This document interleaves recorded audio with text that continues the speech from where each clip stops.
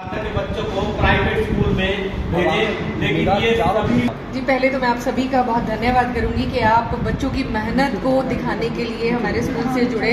Thank you so much. अब मैं being principal आपसे ये बात करना चाहूँगी कि जैसा आपने एक बात कही है कि फेलियर्स बच्चों का सेक्शन, डेफिनेटली जी 10C मेरा एक फेलियर्स बच्चों का सेक्शन था जो अदर स्कूल से आए थे और वो सभी बच्चे फेल थे। इस वजह से मैंने उनका एक अलग सेक्शन बनाया था और उन्हें पढ़ाने के लिए अलग स्ट्रैटेजीज लगाई गई और वो स्ट्रैटेजीज हमारी काम कर गई। आज वो मेरा पूरा सेक्शन पास है। इनफैक्ट 24 फर्स्ट डिवीज़न और 2 मेरिट मैंने उस सेक्शन से भी निकाला है। तो ये एक बहुत बड़ा अचीवमेंट है उन बच्चों के लिए भी और हमारे लिए तो उससे भी ज़्यादा, जिसमें मैं कभी भी ये नहीं कहती हूँ कि मैंने ये काम किया। अगर टीम ना हो तो लीडर काम नहीं कर सकता। तो मेरी टीम इतनी स्ट्रांग है कि टीचर्स मेरे साथ जो जुड़े बैठे हैं 10th क्लास को पढ़ाते हैं और इनके जो एफर्ट हैं ये एक बीइंग टीचर नहीं है, ये पेरेंट्स की तरह बच्चों के साथ जुड़ते हैं और उनमें ये देखते हैं कि कहाँ कमी है और उन्हें उस तरह से काम कराया जाता है। अदर स्कूल्स में जब आपको डेट शीट रिलीज की जाती है तो हम क्या करते हैं कि उन बच्चों को हम फ्री कर देते हैं। वो बच्चे घर पे बैठ के एग्जाम्स देते हैं और बीच में चाहे 4 डेज ऑफ आ रहा है, 7 डेज ऑफ आ रहा है, तो वो बच्चे घर से ही प्रिपेयर करते हैं। लेकिन हमारे यहाँ ये ट्रेंड नहीं है। हमारे यहाँ क्या होता है कि बच्चों को जब डेट शीट रिलीज होती है तो अगर बीच में गैप 6 डेज आ रहा है, 4 डेज आ रहा है, तो उन्हें स्कूल इनवाइट किया जाता है। प्रॉपर 6 आवर्स की क्लासेस लगती हैं सब्जेक्ट वाइज। अगर मैथ का पेपर है तो हम 6 दिन 6 घंटे मैथ्स ही कराएंगे, तो वो बच्चों को बहुत बेनिफिट मिलता है। मैम आपको नहीं लगता कि फेलियर बच्चों को कोई भी स्कूल नहीं लगता, लेकिन आपने लेकर रिस्क नहीं लिया? देखिए, जो बच्चे फेल होते हैं वो बहुत मायूस होते हैं और अगर उनमें एक चांस उन्हें मैं देती हूँ, एक भावना है उनमें पढ़ने की, तो वो क्लियर कर जाएंगे जी। क्योंकि ऐसा नहीं है कि हम ही मेहनत कर रहे हैं, वो बच्चा भी पूरा साथ देता है तभी वो जाके पास हो पाता है। तो मैम आज हम पहुंचे हैं, आप बताइए कि वो कौन से बच्चे जिन्होंने टॉपर किया, उनका नाम भी बताया ताकि और बच्चों के अंदर जी मैं उसके लिए मुझे बताते हुए बहुत खुशी हो रही है आपके साथ शेयर करने में कि मेरे स्कूल का वंश बच्चा 94 कौन सा वंश है? प्रियांशु बच्चा 94.8 से फर्स्ट रैंक पे है स्कूल में। वंश बच्चे ने 94.6 का परसेंटेज लिया है और जो स्कूल का टॉपर बच्चा है मेरा 3rd नंबर पर, उसके मार्क्स 94.2 हैं। तो आप सुन रहे हैं कि 94 पॉइंट ही है। 94% पे सबके पॉइंट्स में 0.8, 0.6, 0.2 पॉइंट्स पे फर्स्ट, सेकंड, थर्ड मिल रहा है रैंक उन्हें। उसके बाद 94%, देन 93.9, 93.8, इस तरह की रैंकिंग में अगर एक डिटेल मैं आपको दूँ, स्कूल में 100 बच्चे हैं मेरे पास 10th क्लास के जिन्होंने एग्जाम में जो अपीयर हुए और उसमें से 59 स्टूडेंट्स का फर्स्ट डिवीज़न, देन 26 स्टूडेंट्स का मेरिट अबव 80% और बाकी 15 स्टूडेंट्स सेकेंड डिवीज़न से पास हुए हैं। ऑल क्लियर रिजल्ट है, हर बच्चा पास हुआ है, बहुत अच्छे नंबर से पास हुआ है।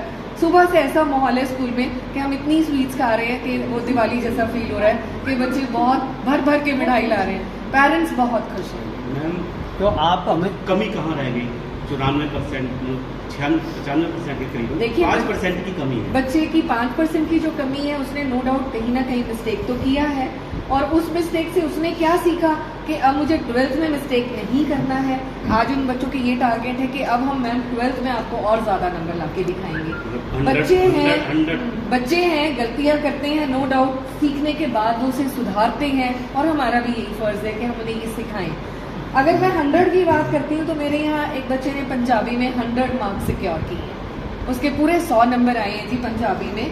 हाईएस्ट अगर मैं सब्जेक्ट वाइज आपसे डिस्कस करती हूँ तो वो मेरा ये है कि maths 99, science 99, Punjabi 100, then SST 98, physical 99, English 95, Sanskrit 97, Hindi 92।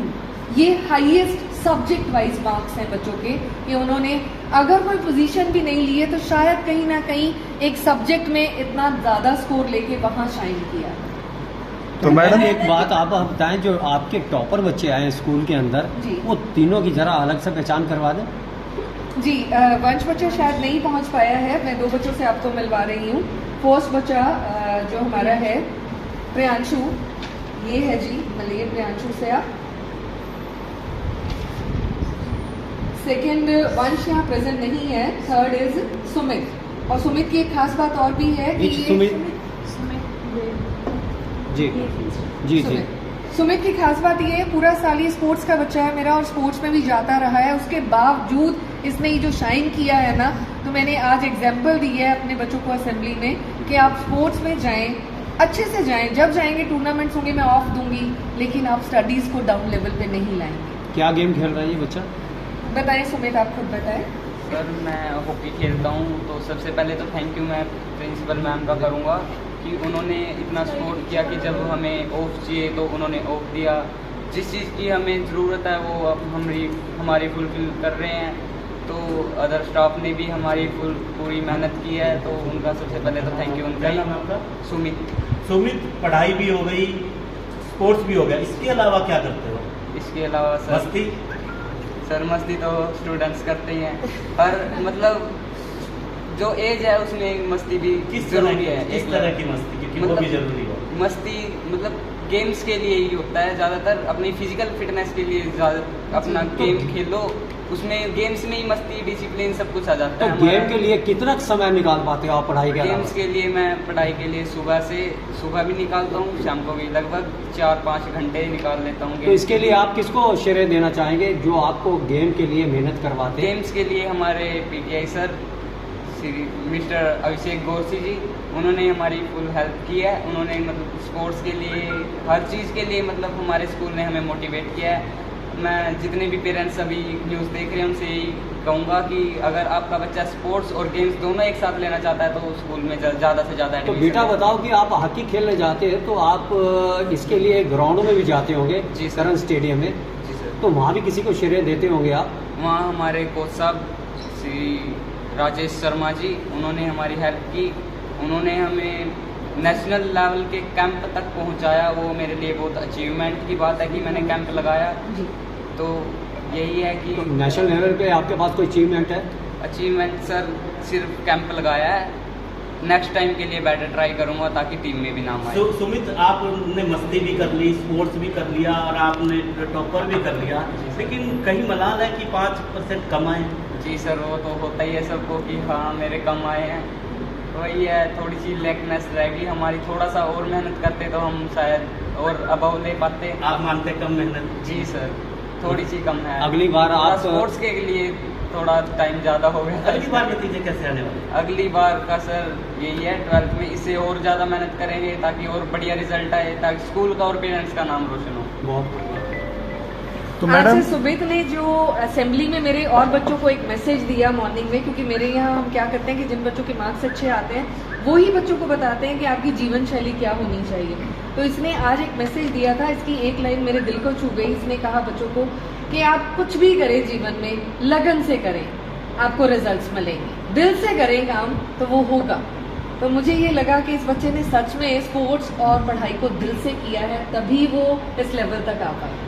Ma'am, आप काफ़ी टाइम से स्कूल में हैं, तो आपके सामने भी चुनौतियां रहती हैं, क्योंकि गर्ल्स और बॉयज़, क्योंकि अक्सर ये देखा जाता है कि गर्ल्स बाजी मारती हैं, लेकिन आज देखा जा रहा है कि आज बॉयज़ ने बाजी मार दी है।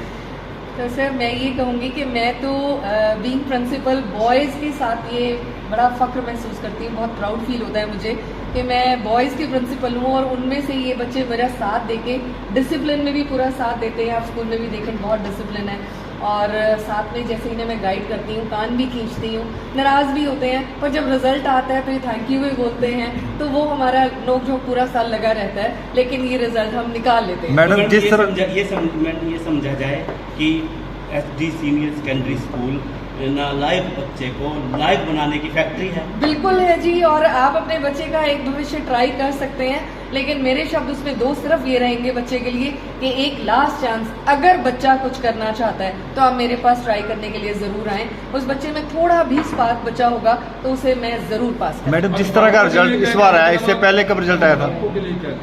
अभिभावकों के लिए कि जो आप देख रहे हैं, रिजल्ट्स मेरे देख रहे हैं, मेरे बच्चों की बातचीत देख रहे हैं, उनका कॉन्फिडेंस लेवल देख रहे हैं, तो उसकी अकॉर्डिंग आप ब्लाइंड ट्रस्ट कर सकते हैं कि यहाँ बच्चा आएगा तो उसे 100% मैडम, खराब रिजल्ट की वजह से कुछ बच्चे गलत कदम उठा लेते हैं, उनके लिए क्या संदेश देना चाहेंगे? उसके लिए काउंसलिंग की बहुत ज़रूरत होती है उन्हें। मुझे ऐसे लगता है वो गलत कदम उठाने के पीछे पेरेंट्स का प्रेशर या बच्चा खुद से प्रेशर ले जाता है, तो वो समय से हमें उन्हें नोटिस करना चाहिए कि बच्चा अगर प्रेशर ले रहा है तो उसकी हम टाइम से काउंसलिंग कर दें।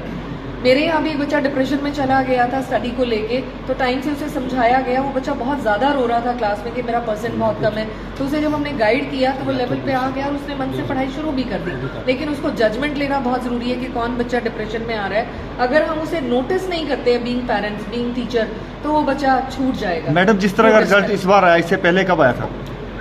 सर ये मेरा जो मैं यहाँ 7th ईयर मेरा यहाँ स्टार्ट हो गया, 7th बैच मेरा इस साल से हो जाएगा, तो 6 इयर्स का मेरा ये बेस्ट रिजल्ट है।